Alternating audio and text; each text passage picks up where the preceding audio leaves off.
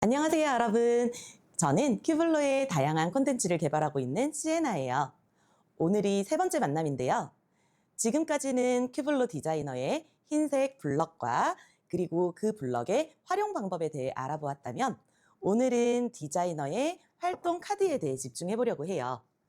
오늘도 아이들의 수학적 사고와 공간 감각을 키워줄 수 있는 재미있고 유익한 방법에 대해 알아볼까요? 우리가 살고 있는 세계는 3D, 즉 입체 공간에 살고 있어요.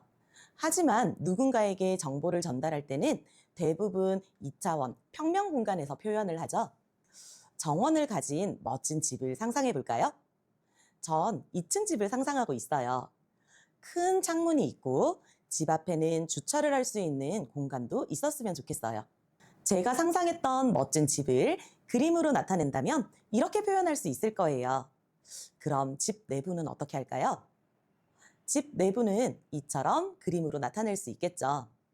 우리는 생활 속에서 입체를 평면으로 나타내는 다양한 상황을 경험하고 있어요.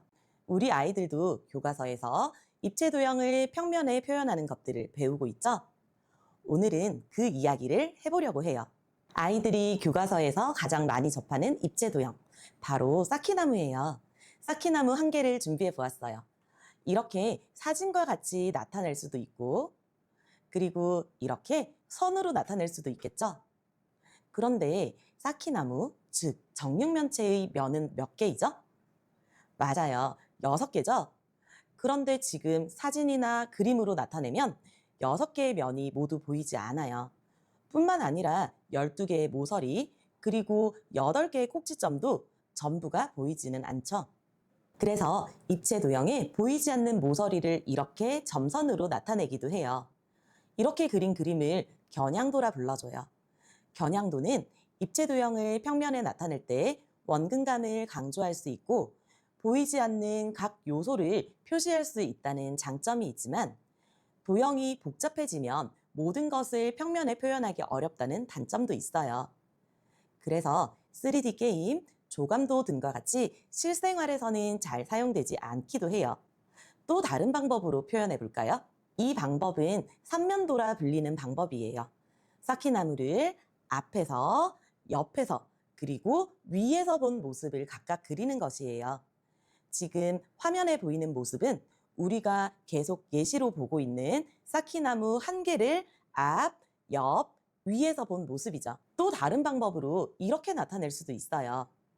위에서 본 모습을 바탕 그림으로 두고 그 자리에 쌓인 쌓기나무의 개수를 세어 나타내는 거죠. 마지막으로 한 가지 방법을 더 보여드릴게요. 이번 방법은 처음에 보았던 모습과 비슷한데 조금 다른 점이 있어요. 앞서서 선으로 나타냈던 입체 도형 그림과 나란히 한번 볼게요. 왼쪽의 빨간색 정육면체는 평면에 입체 도형을 나타낼 때 필요한 세 축을 각 120도 간격을 두고 입체도를 그린 거예요. 쌓기나무, 즉 정육면체는 6개의 면을 가지고 있죠. 각 면의 크기는 어떤가요? 맞아요. 6개의 면은 모두 같은 크기의 정사각형으로 이루어져 있어요. 각 면의 크기가 모두 같은 정사각형인데 어느 위치에서 보느냐에 따라 한 면의 크기가 더 크게 또는 더 작게 보일 수도 있어요. 그것을 평면에 나타내려고 하니 면에 왜곡이 생길 수밖에 없죠. 그 왜곡을 줄이고 입체 도형을 평면에 정확하게 나타낼 수 있는 방법 중 하나가 등각 투상도예요. 빨간색 쌓기나무를 나타낸 방법이에요. 등각 투상도, 다른 말로 아이소메트릭이라 불러져요. 이러한 방법은 실제로 건축 설계나 게임 디자인, 제품 디자인, 기계공학 등에서 다양하게 사용되고 있어요. 큐블로 디자이너의 이 퍼즐 카드들은 이 방법으로 표현되어 있어요. 퍼즐 카드 아래에 적힌 아이소메트릭, 바로 입체 도형의 표현 방법이었어요. 아이들이 교과서에서 입체 도형을 평면으로 나타내는 다양한 방법을 배우는 이유는 우리가 실생활에서 만나는 다양한 물체를 이해하기 위해서예요. 그래서 그걸 평면으로 나타내고 평면으로 나타내는 과정 속에서 다양한 각도를 보고 그 형태를 정확하게 파악할 수 있게 되는 것이죠. 아이소메트릭 기법도 이렇게 다양한 각도에서의 시각적 표현을 가능하게 해줘요. 디자이너의 퍼즐 카드를 좀 더 살펴볼까요? 오늘은 3단계 퍼즐 카드를 함께 살펴볼게요. 2단계의 퍼즐 카드가 15개까지의 흰색 블럭을 사용했다면 3단계는 16개부터 20개까지의 블럭을 사용해요. 이번 카드에서는 18개의 블럭을 사용해 볼게요. 블럭을 준비했다면 앞에서 본 모습과 뒤에서 본 모습을 살펴보며 모양을 만들어 볼게요. 먼저 4개의 블럭을 준비하고 이렇게 나란히 쌓은 모습으로 세워둘 거예요. 그리고 양 옆에 2개씩의 블럭을 붙여줄까요? 그 다음은 대칭이 되도록 붙일 건데 뒤에서 본 모습을 살펴보는 게 좋을 것 같아요.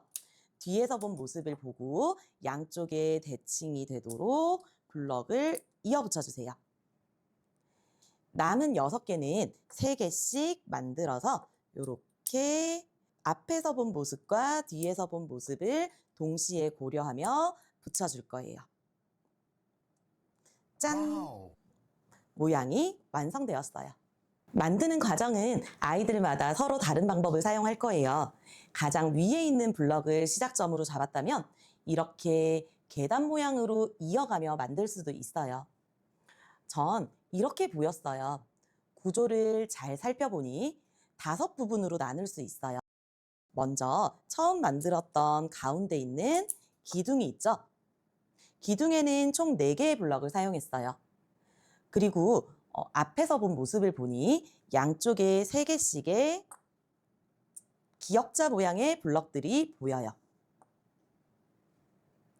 이렇게 2개를 만들어 둘 거예요. 이번엔 뒤에서 본 모습을 살펴보았더니 번개 모양 2개가 보여요. 4개의 블럭을 사용해서 이렇게 모양을 만들어 둘게요.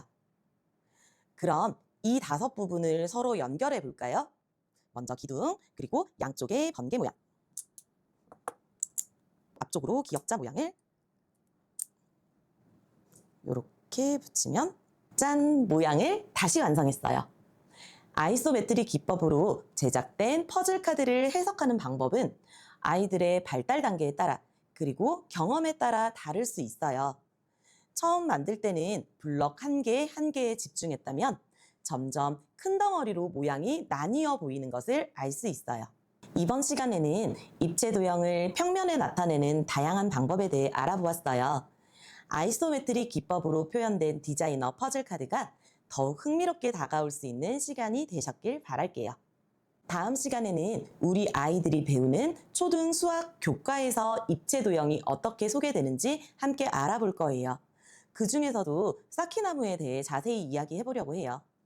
당장은 눈에 보이지 않지만 아이들은 매일매일 성장하고 있어요. 어느 날 뒤를 돌아보면 쑥 커버린 아이의 모습에 깜짝 놀라실 거예요. 조금씩 쉬지 않고 성장하는 우리 아이들을 오늘도 응원할게요. 그럼 우리 다음 시간에 만나요. 안녕!